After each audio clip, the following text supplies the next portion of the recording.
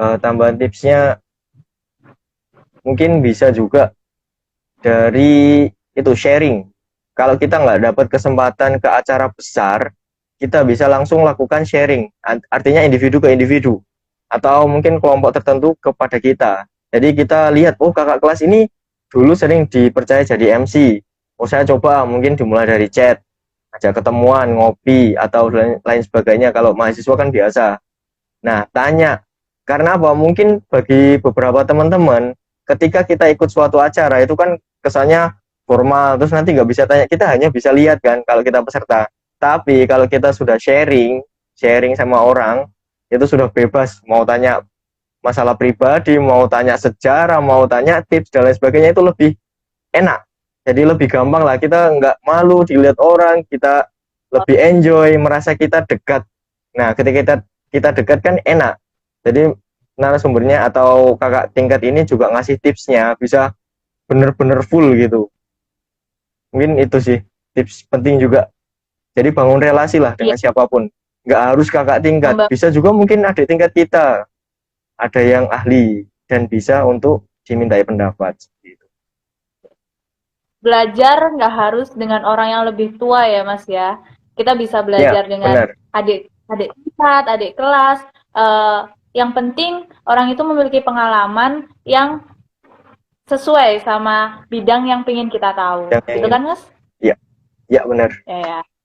Oke, pertanyaan selanjutnya dari Nancy Daina. Kak mau tanya soal tugas moderator. Jadi si moderator ini di akhir materi kan mesti kayak merangkum materinya.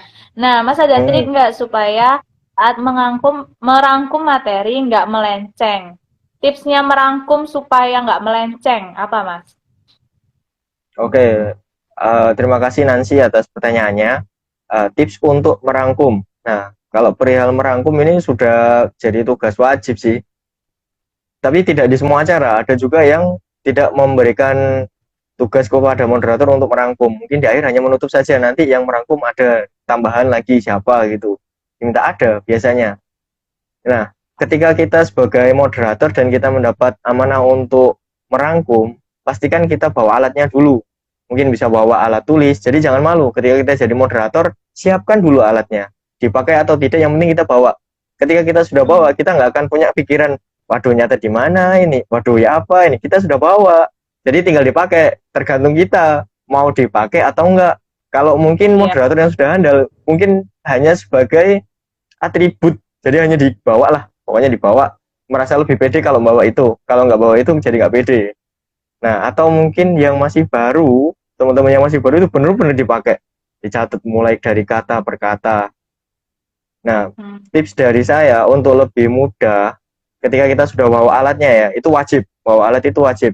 Kemudian gimana cara tahu mana yang penting dan mana yang tidak? Biasanya narasumber itu punya ciri khas tersendiri. Jadi ketika kita membaca biografi narasumber, mungkin kita dapat informasi penting itu. Mungkin beliau biasa menggunakan nada tinggi di kata-kata penting. Nah, jadi kita tanda ini. Kalau beliau sudah nadanya mulai tinggi, jadi, nah biasanya ada kata-kata jadi, sehingga, maka, dan seterusnya. Pokoknya kata-kata yang merujuk kepada poin kesimpulan itu yang kita catat. Kalau nggak pengen nyatet semua ya, tapi kalau pengen nyatet semua ya nggak apa-apa. Karena itu haknya masing-masing moderator. Yang penting kewajibannya terpenuhi, yaitu apa? Membuat rangkuman. Tapi hati-hati, rangkuman jangan sampai tidak sesuai. Nah, tadi kan agar tidak melenceng dari yang dibicarakan. Yaitu aja, kita harus fokus juga. Jadi kita kan fokusnya ke peserta didik dan narasumber. Nah, ketika kita harus bisa menjaga keduanya ini, ketika narasumber ngomong, kita fokus ke narasumber, tapi sedikit-sedikit sambil lirik peserta gitu. Jadi kita nggak ketinggalan informasinya juga. Dan moderat narasumber tidak merasa dia itu ngomong sendiri gitu. Nah terus ngapain ada moderator di sini kalau saya ngomong sendiri? Nah jadi gimana si narasumber ini enjoy ke kita, juga peserta juga bisa enjoy ke kita, dan kita dapat poin pentingnya. Kita fokus aja ke beliau, kata-kata yang disampaikan. Atau biasanya sudah ada listnya mungkin. Jadi materinya tentang ini. Jadi kita catat poin-poin pentingnya. Nanti kalau ada bagian dari narasumber yang menyampaikan poin-poin tersebut, kita catat. Misalkan poinnya pendidikan, jadi dia membahas pendidikan nih. Oh ya, fokus di pendidikan. Kesimpulannya apa pendidikan? Catat. Masuk ke bagian pendidikan. Bawahnya lagi ada kurikulum. Udah, ketika dia membahas kurikulum, kita pahami, ambil satu kata kunci, tulis. Jadi nggak perlu kita nulis banyak. Misalkan kurikulum 2013 ya, sudah kurikulum 2013 lebih rinci. Nah, titik. Nah, nanti kita bisa kembangkan sendiri dari hasil kita atau mungkin dari lempar pertanyaan. Jadi sebelum kita menyampaikan kesimpulan, biasanya kan ada sesi tanya jawab dulu atau bisa dibalik. Sesi tanya jawab dulu baru kesimpulan atau kesimpulan baru sesi tanya jawab kan. Nah, di kesempatan itu kita juga bisa mereview sebenarnya. Kita nanya peserta, itu kita juga nyatet. Itu juga jadi tips sih.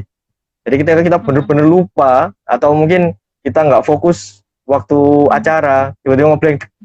Wah, ini bisa dipakai itu polanya. Kita bisa tanya ke peserta, kita catat.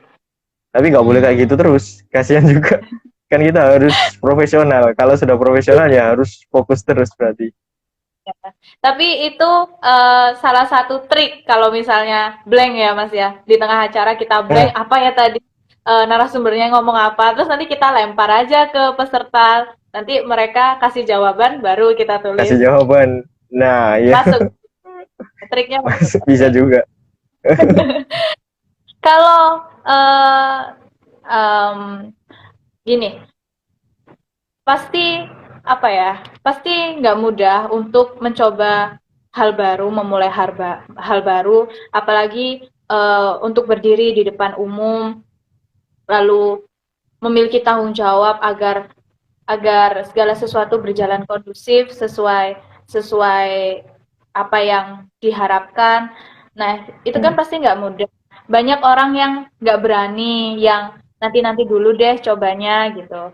Atau aku nggak pede, atau dia merasa minder, ada yang lebih baik kok dari aku gitu. Nah, Hmm. pesan Mas Gali kepada Hmm. teman-teman apa, Mas? Pesannya mungkin ini juga yang merubah hidup saya. Saya pernah berpikir kayak gini, manfaatkan setiap kesempatan yang ada, karena kesempatan tidak datang dua kali. Seperti itu. Setiap kesempatan yang ada bisa jadi jalan kesuksesan kita. Jadi kalau ada kesempatan datang, jangan cuma dibiarkan saja tanpa kita respon, karena kita kelamaan mikir. Mungkin kesempatannya batas untuk mengajukan diri hari Senin. Iya. Kita mikirnya sampai hari Selasa, sudah terlambat berarti. Jangan kelamaan mikir. Yang pertama gimana? Ya sudah, kalau kamu yakin pengen nyoba, daftarkan diri dulu. Nah, nanti perihal kata orang mungkin ada yang lebih baik dan lain sebagainya, biarkan panitia yang menentukan. Kalau menurut panitia memang ada yang lebih baik, ya kita harus berbesar hati. Ketika ada yang lebih baik, berarti tugas kita apa? Wah, si dia ini dipercaya. Jadi saya tugasnya untuk lihat dulu lah. Kalau nggak bisa jadi moderator atau MC-nya, kita daftar jadi peserta. Kita lihat, oh hebatnya dia di mana sih, lebihnya dari kita. Nah, dari situ kita akan lihat, oh yang dimaksud panitia lebih bagus itu di bagian ini. Nah, ketika kita tahu mana kelebihan dia dan mana kekurangan kita bisa belajar dari situ. Jadi ambil aja kesempatannya dulu. Nanti perihal diterima atau enggak, biarkan panitia, karena itu memang tugasnya panitia. Tugas kita apa? Nunjukin niat kita, nunjukin skill kita. Kalau kita memang mau dan mampu, ya sudah, diutarakan saja terlebih dahulu. Oke. Observasi berarti ya, Mas, mengamati Hmm, orang-orang yang sudah duluan, orang-orang yang menjadi moderator. Kita amati, kita observasi apa sih yang membuat dia unggul, apa yang membuat dia selalu menarik, apa yang membuat dia bicaranya lancar. Jadi kita nanti setelah mengetahui itu kita terapkan, gitu. iya, itu ketika ada yang lebih baik. Tapi ketika kita sudah dapat amanah, alhamdulillah ya, kita daftar terus diterima. Nah, berarti itu kesempatan kita untuk menunjukkan seberapa bisa sih kita kayak gitu. Jadi Ya. intinya apa sih? Ambil aja kesempatannya. Karena apa? Lebih rugi orang yang belum mencoba. Jadi ketika kita punya kesempatan itu kita lebih baik daripada orang lain. Kita mencoba itu lebih baik daripada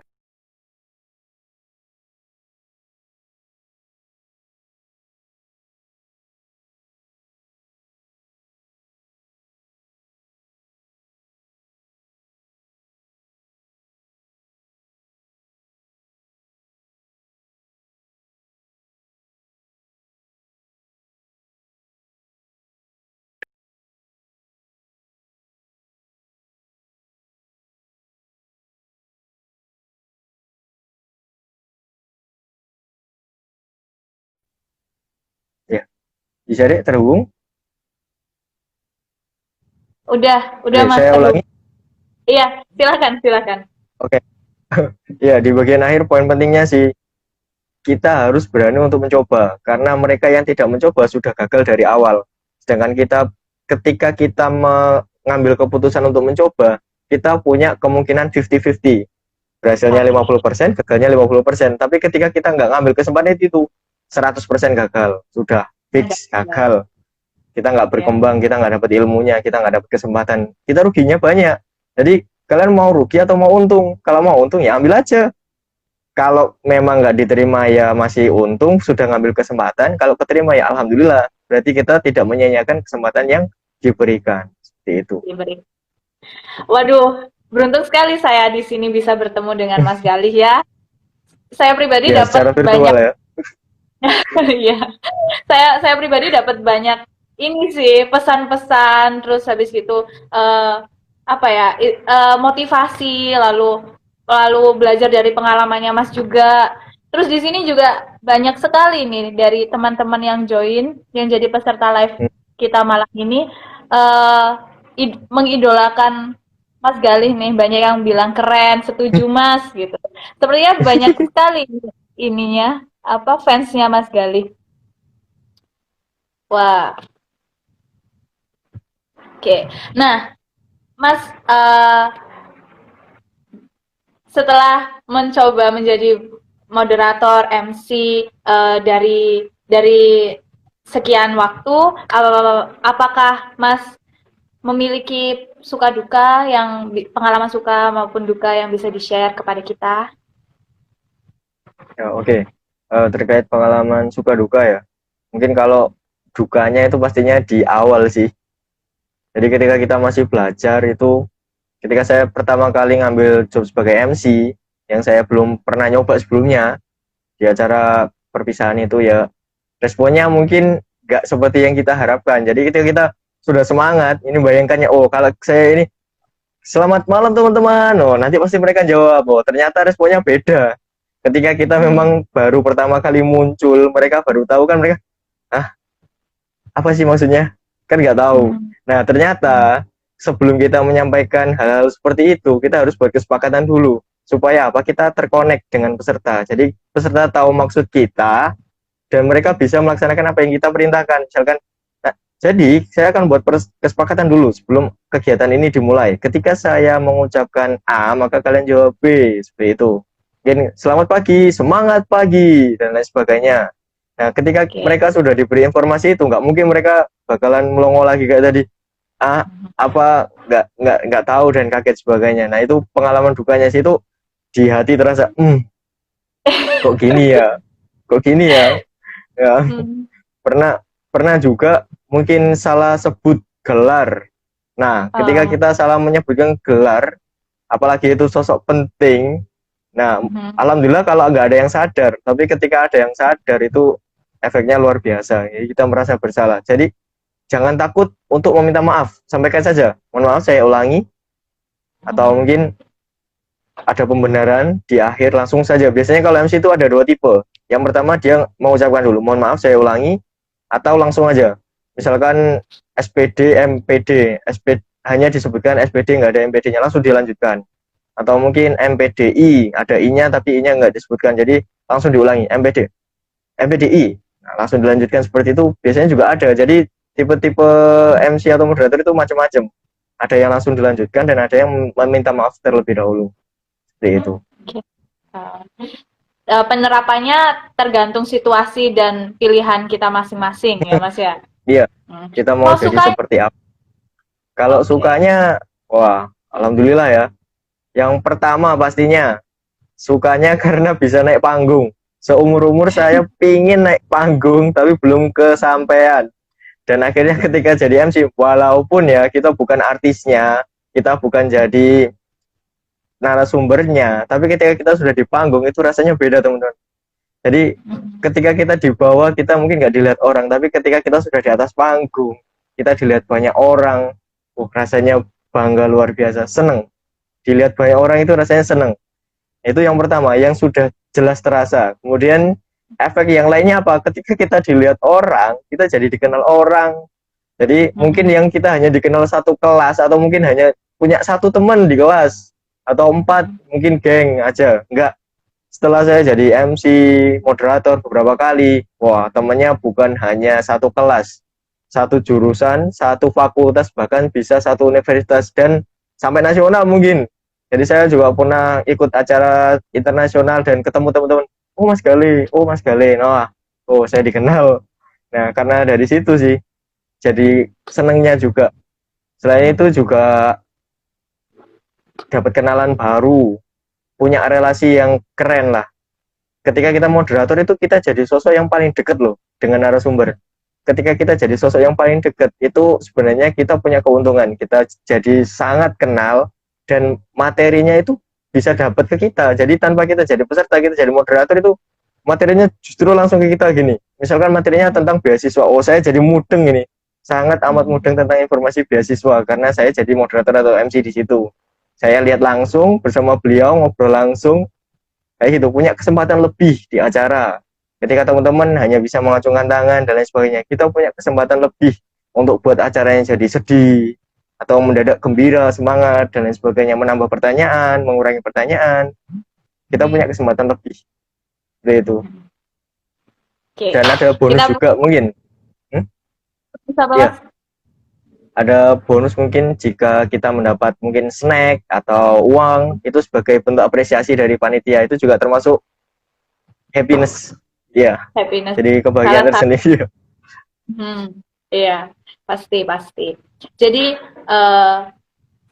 ada sih kalau di public speaking kelas UNESA tuh ada kalimat gini, kesuksesan kita nggak bergantung pada siapa yang kita kenal, tapi siapa orang yang mengenal kita. Jadi penting Hmm. banget untuk mempromosikan diri, membrandingkan diri, kita dikenal dengan orang. Siapa tahu dari relasi yang terjalin itu kita bisa dapat ilmu, kita bisa dapat rezeki, kita bisa dapat mungkin waktu kita kesusahan kita bisa minta tolong, mendapat bantuan, dan masih banyak lagi Hmm. manfaat-manfaat yang kita dapat.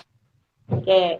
Oh iya Mas, eh, kalau misalnya teman-teman yang lain setelah sesi live IG ini ingin lebih tahu tentang moderator, tentang MC, atau tentang public speaking yang lain, mungkin ada teman-teman yang juga ingin menjadi putra UNESA, putra FIP.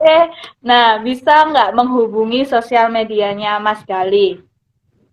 Oh, bisa deh. Bisa Oh, melalui bisa. Instagram ini yang terkait. Melalui Instagram. Eh, Iya, iya, oke. Jadi bisa ya Mas melalui Instagram ya? bisa. Atau mungkin WA. Tadi dicantumkan ya. Di Instagram juga tercantum kok nomor WA-nya. Dia bisa dihubungi juga. Oke. Nah, untuk teman-teman setelah sesi ini barangkali masih pengen tanya, menggali informasi lebih jauh kepada Mas Gali, bisa menghubungi langsung ke Instagramnya. Dan apabila pengen lewat WA, bisa dilihat nomor WA-nya di Instagram. Begitu. Oke. Nah, tidak terasa sudah 45 menit lebih ini Mas, live Hmm. IG-nya. Kita sudah sampai di penghujung acara.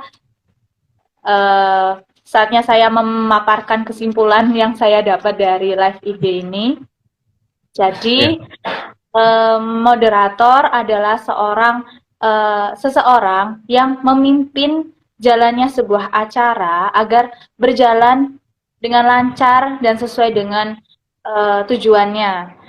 Moderator memiliki tanggung jawab untuk menjaga emosi, kestabilan jalannya acara, dan yang pastinya ketepatan waktu itu penting untuk dipenuhi oleh moderator. Nah, moderator itu perannya sangat penting untuk menjadi jembatan antara narasumber dan peserta. Saat narasumber menyampaikan materi, maka kita harus memastikan peserta yang mendengar memahami atau tidak materi yang disampaikan narasumber itu. Jadi jangan sampai narasumber hanya menyampaikan materi mungkin dengan istilah-istilah yang terlalu tinggi, yang hanya bisa dipahami oleh orang-orang ahli, sedangkan pesertanya orang-orang awam. Jadi kita harus mampu menjadi penengah di sini. Lalu ada tips-tips yang tadi sempat dibagi oleh Mas Gali agar tidak grogi, bisa menyiapkan diri, latihan, mencari tahu tips-tips, belajar dari internet, YouTube atau orang-orang yang sudah pengalaman. Penampilan fisik juga harus diperhatikan sebagai apa ya? Halo efek kalau kalau di istilah komunikasinya itu supaya kita bisa menarik simpati orang pada saat awal karena beberapa menit awal itu adalah menit-menit yang penting untuk yang menentukan jalannya acara kita selanjutnya. Jadi pakaian harus diperhatikan warnanya, apabila berpasangan maka kesesuaian tuh harus diperhatikan. Lalu latihan, perbanyak latihan, sharing kepada orang-orang yang berpengalaman, siap menyiapkan alat tulis entah dipakai atau enggak atau untuk barang bawaan aja supaya tangannya nggak kosong, terserah yang penting dibawa ketika mau menulis sesuatu jadi tidak bingung lagi mau cari di mana. Begitu. Lalu yang paling penting adalah memanfaatkan setiap kesempatan yang ada. Kita bisa menciptakannya atau kita bisa memenuhi kesempatan yang datang kepada kita. Kesempatan yang ada di depan mata gitu. Terus berlatih. Itu